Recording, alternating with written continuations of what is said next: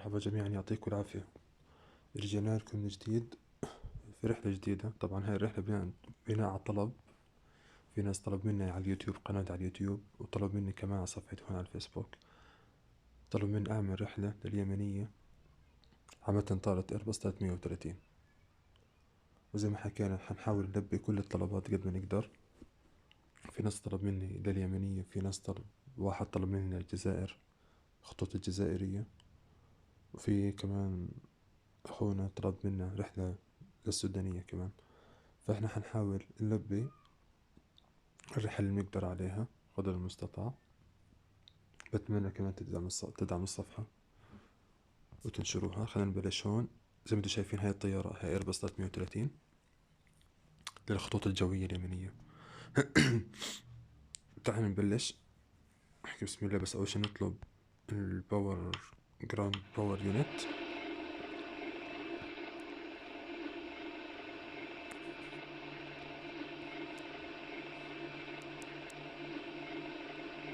طبعا هيك يتم تشغيل الطاقة للطيارة. في نفس الطيارة بتكون وحدة طاقة بديلة اللي هي الإبيو. شايفين الجو هون.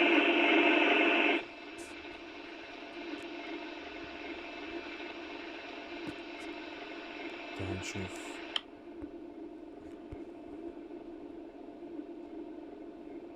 الكوكبيت من جوا.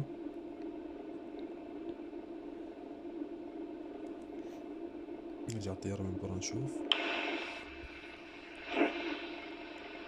ونطلب إذن لتشغيل المحركات.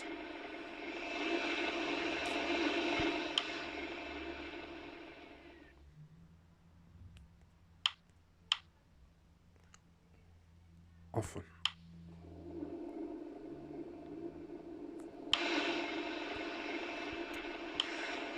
نطلب إذن برج المراقبة نحكي معه ونطلب ريكوست ستارت اب انجن. Ground. Request startup. Startup approved. Report when ready to taxi. Startup approved. Call you back when ready to taxi.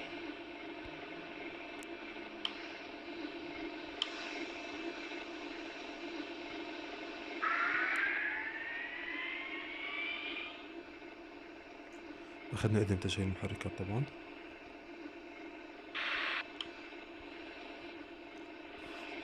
طبعا يا جماعة هاي الرحلة حتكون من مطار اسطنبول. حتكون مطار اسطنبول لمطار أبو ظبي.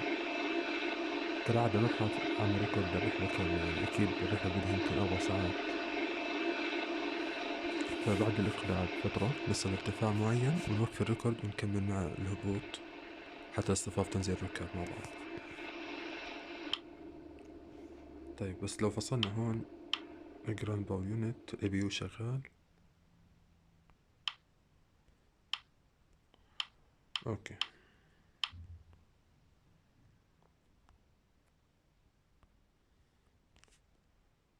طبعا سؤال سريع، نقدر احنا هون ما نشغل المحركات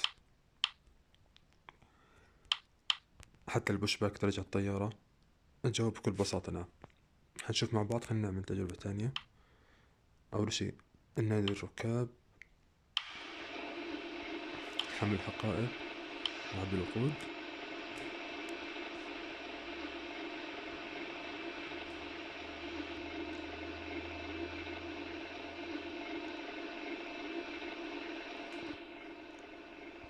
وجبات الطعام كمان.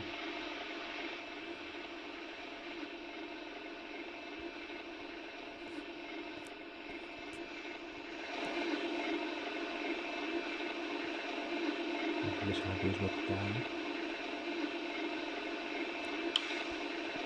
نتابع الحقائب،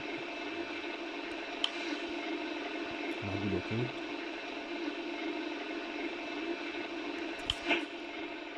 نشوف الوقود هون تمام. لايتس، فلايت، برضو لايت ما في داعي.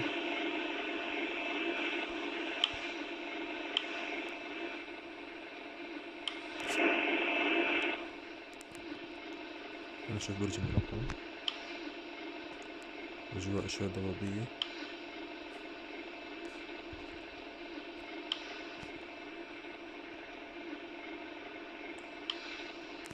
والطعام خلصت. مسافرين. الوقود خلص.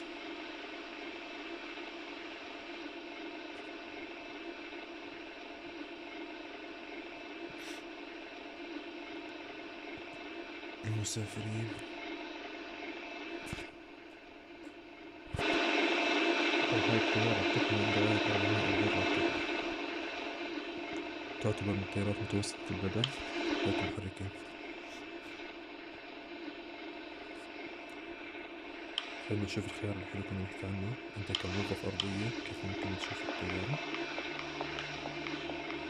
شوف حتى الواقعية كيف حتى مكتوب عليها صنعاء هون. شوف الجرافيك زي ما انتم شايفين. فهذا الخط الأخضر الضاوي هون انت كموظف ما تقدر تتحرك برا هذا الخط.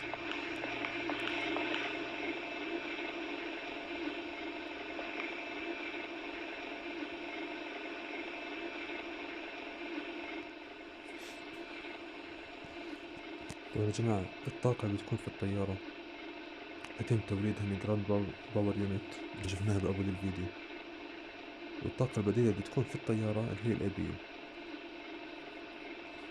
حتى بيكون مركز الأي بي يو خلف الطائرة تماما تحت الذيل.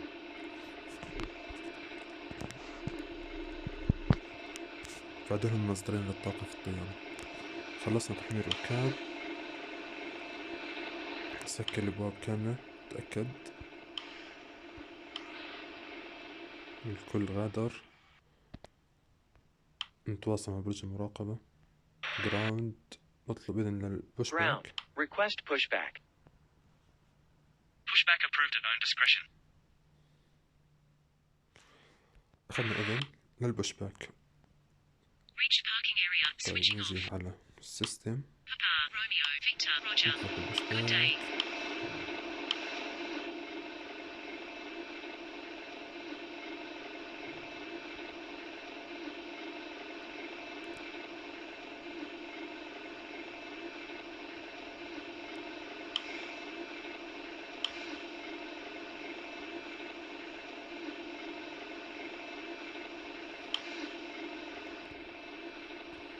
Ground 9, Victor 79655. Good day. 9, Victor 79655. You are cleared to Lima Tango Bravo November 4000 feet. Contact when ready to start. Cleared to Lima Tango Bravo November 4000 feet. When ready to start. 9, Victor 79655. Redback is correct. Zulu Whiskey 01584 ground. Landed at 56. Report runway vacated. Ground. Zulu Whiskey 01584 runway vacated. Request taxi to gate. Zulu Whiskey زي ما حكيت 01584 قبل أنا continue بتحكم في taxi البوش to باك. gate. Welcome.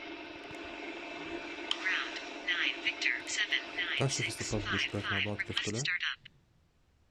9 Victor 79655. Startup approved. ممتاز. Report when ready to taxi. أول إشي Wilco. Reach parking نطلب area. كمان Switching إنجن off. تجاه Ground. المحركات. Request startup. Ground. Request startup.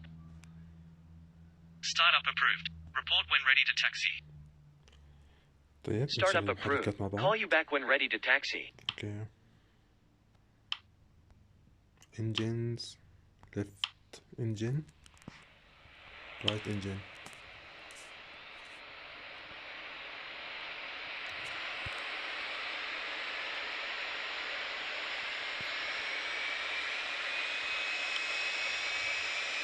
نرجع الكوكبيت جوا نشوف قناة المحركات.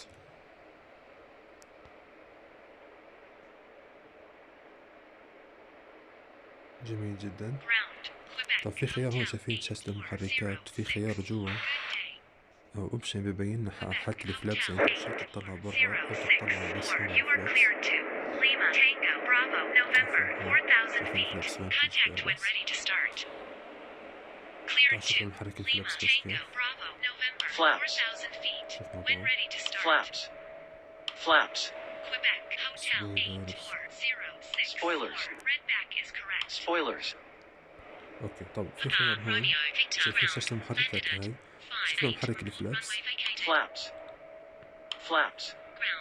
هاد خيار ممكن يكون كثير ناس ما بتعرفه Flaps. فحتى انت بتقدر تعرف داش الفلابس والقلبات من هاي الشاشة مش بس منها. طيب شغلنا المحركات نشيك الفلابس قبل ما نمشي نعمل تكسير Flaps. 3 سبويلر Spoilers. اوكي أمورنا تمام Spoilers. Flaps. 0 نشوف اللايتس اللي محتاجهم اوكي تكسير في الداعي نافيجيشن لايت لازم نخفف الإضاءة بالتثبيت كذا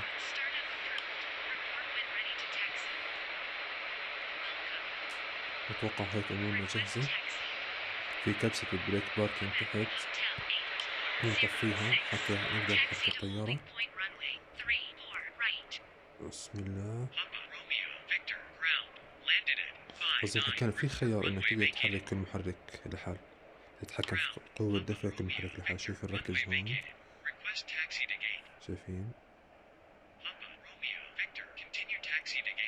هذا الخيار موجود في اللعبة موجود أكيد في على الواقع أكيد. نحكي بسم الله قوة دفع واحدة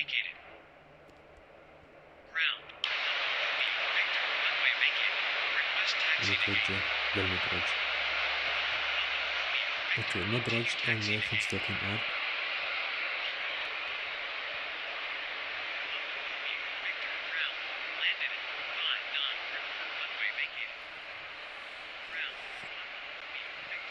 طب حاب نشغل شغلة هيك سريعة.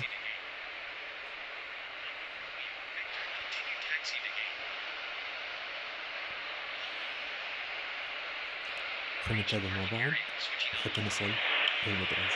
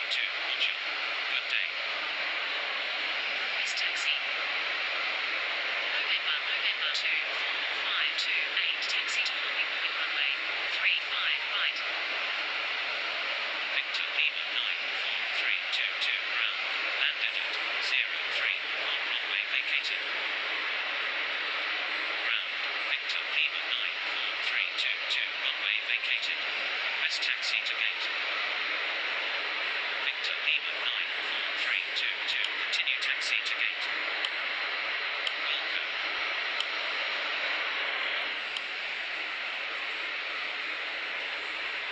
Ground, Delta 798255. Good day. Delta 798255. You are cleared to طبعا Lima يا جماعة Tango, احنا أخذنا Foxtrot, Delta 4000 خلصنا feet. المدرج، Contact بس when ready to إذن start. برج المراقبة Clear to بالتوجه Lima للمدرج، نطلع Tango, المدرج Foxtrot, والإقلاع. Delta نطلب من 4000 كذا احنا feet. سمي When هذا ready to البورد Ground. أعطاني إياها. Holding point runway. 35 right. Contact tower on 130.620. اوكي طلب Roger. نحكي ببرج المراقبة، هذا الرادار، نحكي معه، نطلب إذن المغادرة. Tower. Good day. Holding point runway. 35 right. Ready for departure. Wind 202 degrees, 0 knots. Clear for takeoff runway 35 right. Report leaving 3000 feet. طبعا يا جماعة الكوماند للإقلاع اللي هو clear for takeoff. لما يحكي لك إنه المدرج cleared for takeoff، إحنا هيك نكون أخذنا إذن الإقلاع.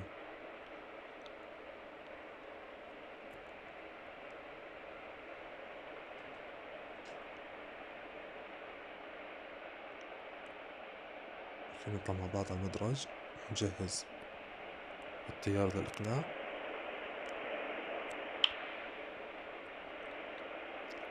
الخطوط البيضاء شايفينها ورا الفلابس هاي أو تحت، هاي السنسورز للطيارة.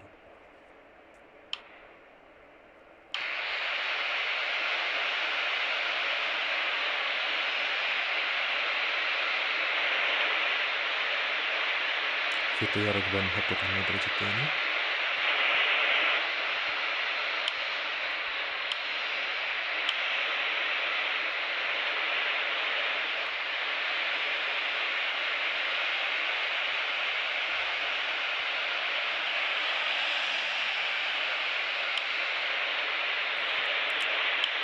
طبعا لسه الرؤية مش واضحة من برج المراقبة، ما نحتاجها. طيب نجهز الفلابس Flaps. 2، هذا متأكد من إياه، سبويلر 0 أكيد، بس خلينا نتأكد من الرياح من جوا. اوكي سبويلرز، اللايتس اللي نحتاجهم،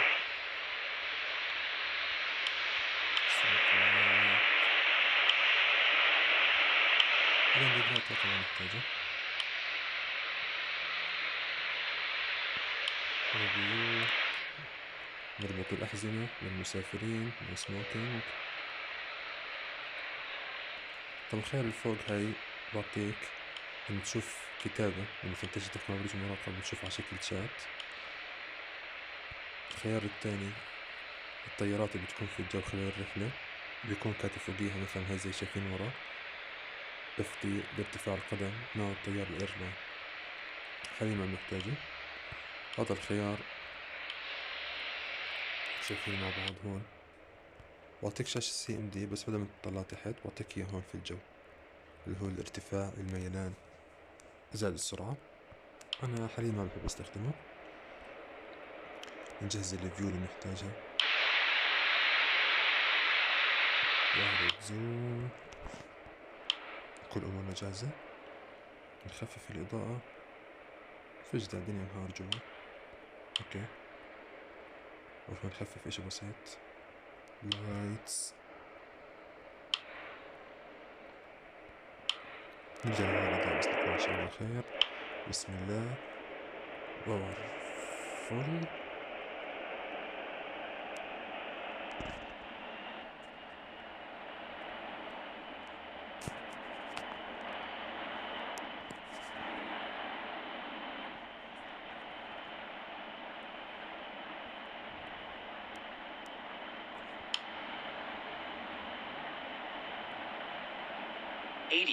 knots.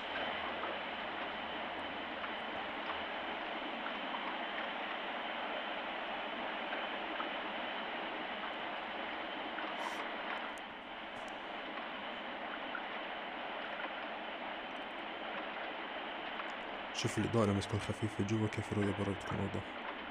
V1. Rotate هنشرح ال V1 وال V2 قريبا إن شاء الله. أوكي.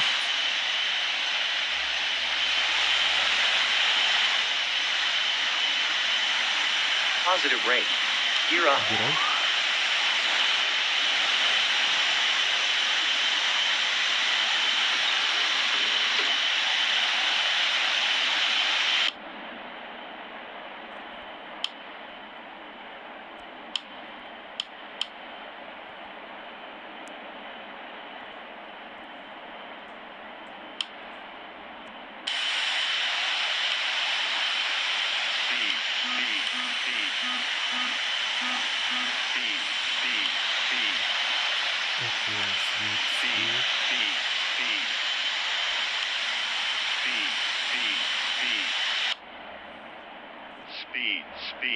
ننزل مقدمة إشي بسيط.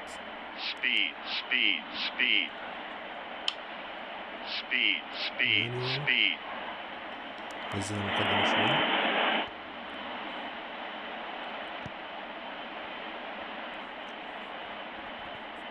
حتى نكسر ميزة نقطة الدفع في البداية.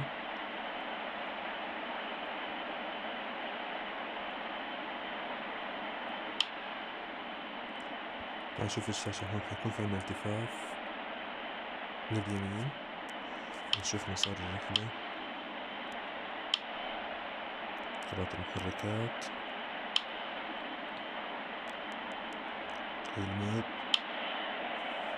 وصلنا ارتفاع 4000. خلينا هذا الارتفاع حاليا حتى نشوف الارتفاع المطلوب. السرعة 208. فلابس 1. Flaps. حاب نشوف طيارة من برا.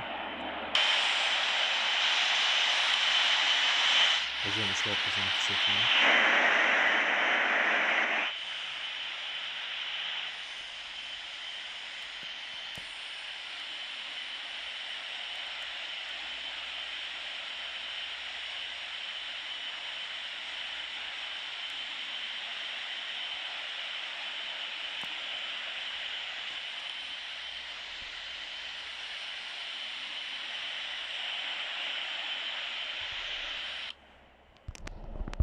طيب نعلي الإضاءة هون. لايتس 1. بلش التفات حاليا. شوف قراءة المحركات. طلب منا نطلع لارتفاع 36,000 قدم.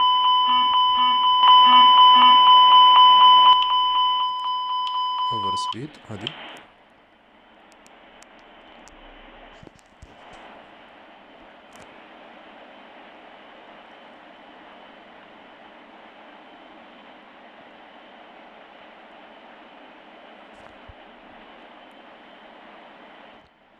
نافيجيشن هون.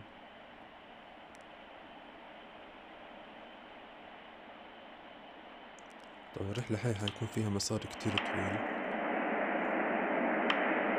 اللي شايفينه تحت وشايفينه هون.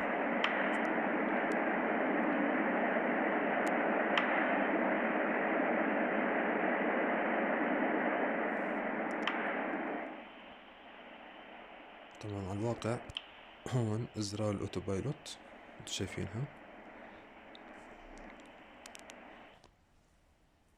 4 عجلات اتجاه اليمين للكوب بايلوت، والأربعة على الشمال للبايلوت للطيار. من هون بتتم التحكم في الطيار الآلي. وهي الشاشة السوداء الفوق هي قراءات الارتفاع زائد السرعة أكيد ودرجة الارتفاع، بالإضافة للهيدنج اللي هو الباث مسار الرحلة. صار الالتفاف قرب يخلص مفروض. هلا حتعدل الطيارة بصير مسار دغري. السرعة 402 فلاب زيرو. Flaps. اوكي فلابس زيرو.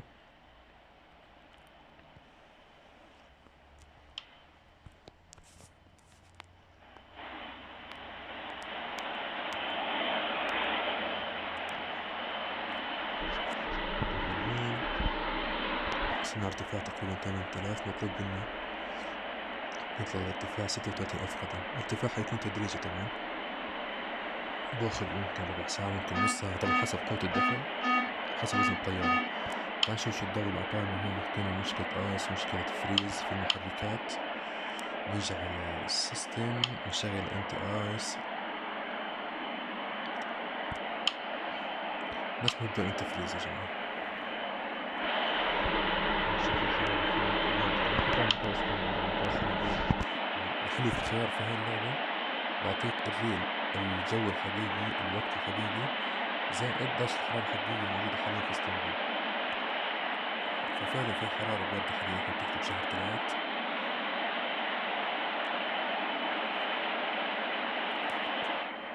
فطبيعي طعم هذا الايرور. خلينا نشوف نرفع المقدمة اكتر على الاوتوبايلوت. طبعا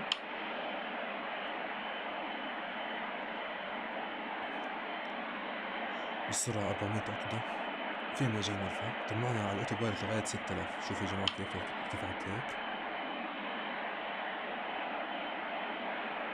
طب الارتفاع هيك حتزيد بشكل اسرع للارتفاع المطلق. طب وين المشكلة ممكن تكون؟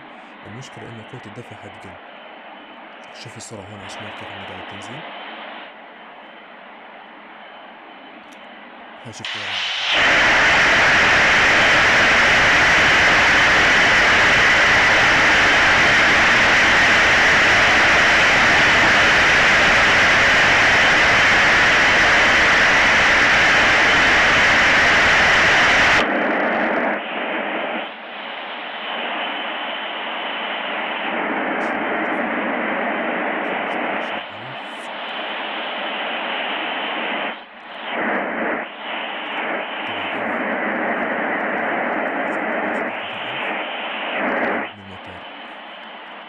بصراحة اللي بدعمل الفيديو كامل للرحلة أكيد مش حعمل 4 ساعات، حتى الشباب نكمل وحتى المتابعة تضل موجودة.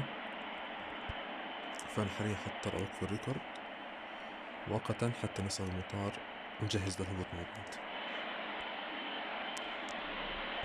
Wind 196 degrees, 0 knots. Clear to land runway. طبعا زي ما احنا هون ضربنا على المدرج، زي ما انتم شايفين هون هنزل في المدرج runway 30 ليفت. Flaps. نجهز فلابس.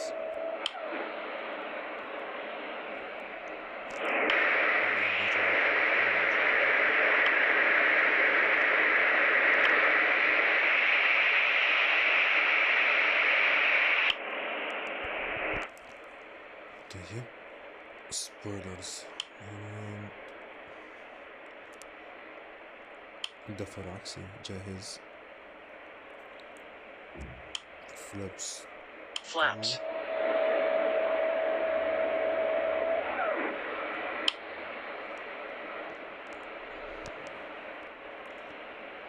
طيب يا جماعة الهبوط حيكون شوي خطير، شكل الرؤية مش واضحة برا.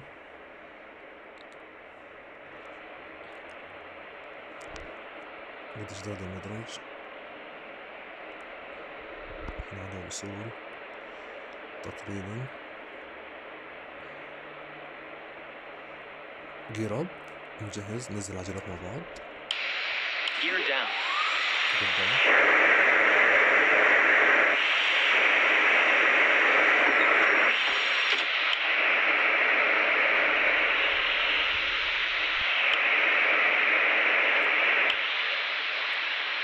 فلابس فري. Flaps.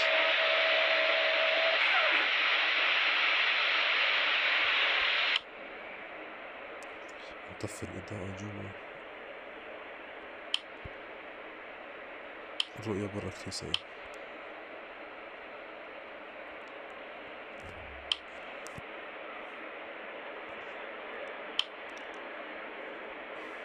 طفي. نتحكم مانيوال بالهبوط، درجة الهبوط.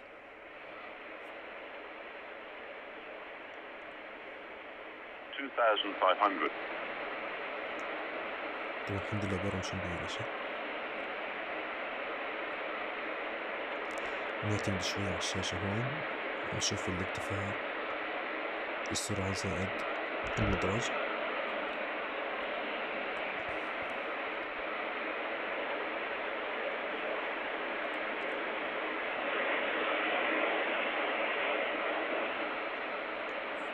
Flaps.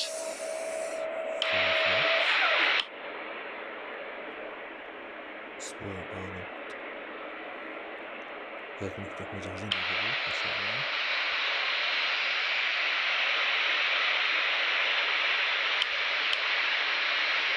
الإشي الوحيد اللي بضل أعمله نطفي الأوتوبايلوت، بس حاعتمد عليه لآخر لحظة. أوكي جربنا نطفيه على المدرج، خلي التحكم كله يمين ويمين.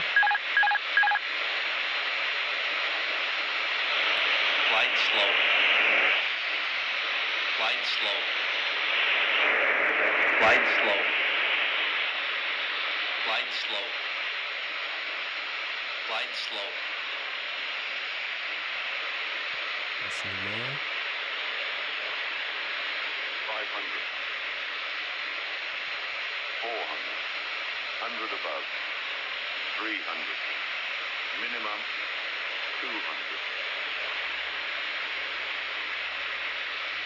100, 70, 50, 30, 20,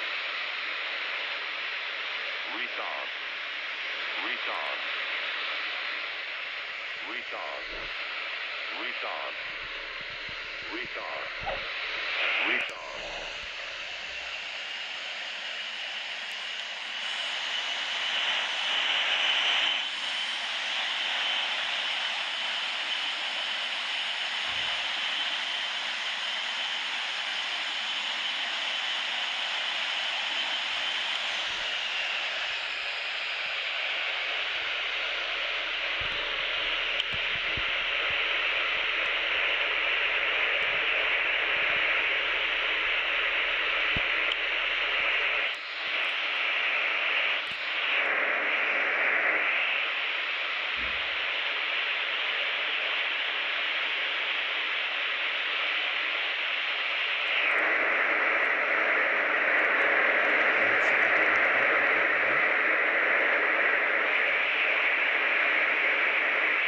ناخذ الطيارة هون، ناخذ إيدين توجه للجيت.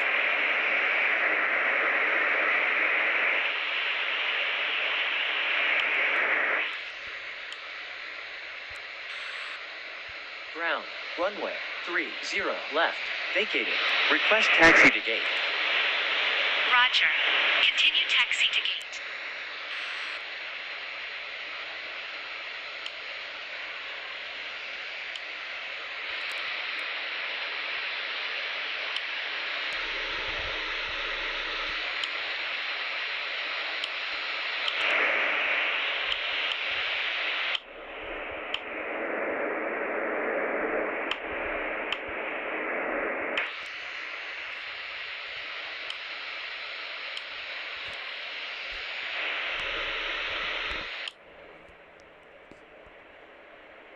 Flaps.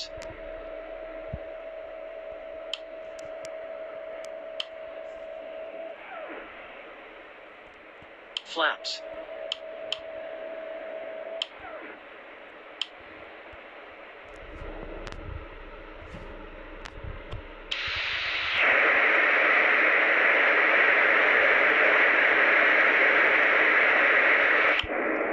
يا جماعة الحمد لله على السلامة. الهبوط إن شاء الله تمام. أخذنا إذن نتوجه لجيت A2. حسن الحظ الجيت كثير قريب منا، نتوجه مع بعض ونصف الطيارة وننزل الركاب. هيك بسم الله. كنا الدفع أعلى، نعلي الإضاءة شوي جوا.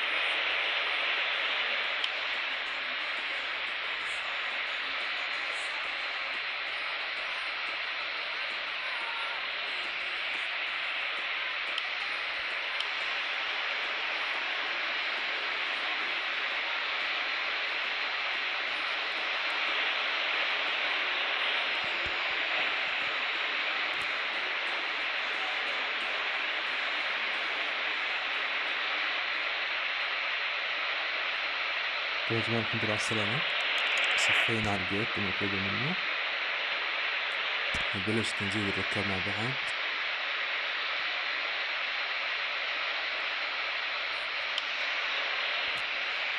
تنزيل الحقائب مع بعض، يلا كمان بسم الله.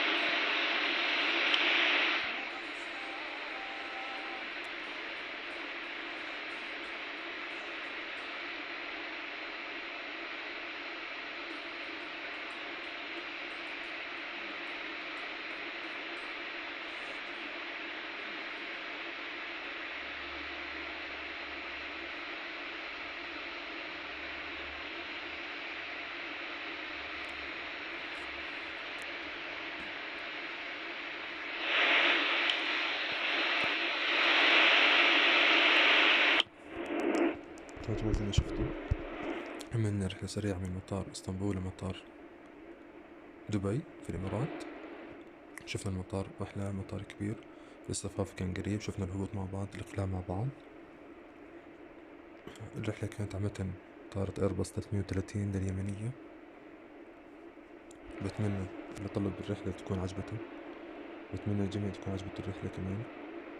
بستنى تعليقاتكم وتقييم كل الرحلة هاي، وأي شيء تطلبوه إن شاء الله نلبي قد ما نقدر. أي حد عنده استفسار أي سؤال بيقدر يحكي في التعليقات. بتمنى كمان يا جماعة تدعموا قناة اليوتيوب، اللينك حيكون موجود في البوست. نطفي نسكر الباب مع بعض، نجهز نطفي الانجينز.